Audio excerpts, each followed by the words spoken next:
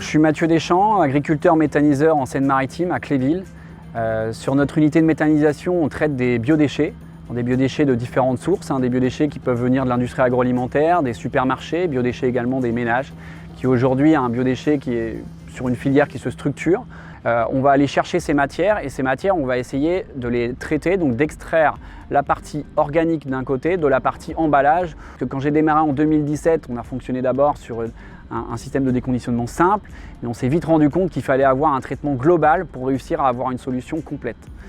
Donc la première chose, c'est qu'on va fonctionner avec le paddle dépacker de chez Mavitec, donc qui va séparer l'emballage de la partie organique pour pouvoir créer ce qu'on appelle une soupe. Donc la soupe, c'est la partie valorisable en méthanisation pour pouvoir produire du biogaz. Donc cette soupe, une fois qu'elle est extraite au niveau du paddle dépacker, on va la passer dans la partie hydrocyclone pour retirer tous les lourds. Les lourds, ça peut correspondre à des choses comme les coquillages, les vers, etc.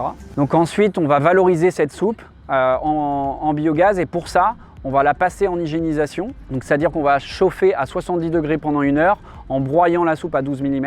Et cette soupe, on va essayer de la rendre la plus pure possible parce qu'il ne faut pas oublier qu'à la fin, la finalité de l'ensemble, une fois qu'on est passé en biogaz, en production de biogaz, c'est le retour au sol. C'est-à-dire que le digestat qui va être produit à travers la méthanisation va revenir au sol. Donc l'idée, c'est d'avoir un retour au sol le plus propre possible. Ensuite, sur la partie emballage, cette fois-ci, l'objectif à travers le paddle washer de Mavitec, on va venir nettoyer les emballages, on va venir les assécher, ce qui va nous permettre de pouvoir aller chercher de la valorisation sur les emballages, de pouvoir les envoyer dans des filières de recyclage pour essayer d'avoir une valorisation complète de la matière entrante sur notre site.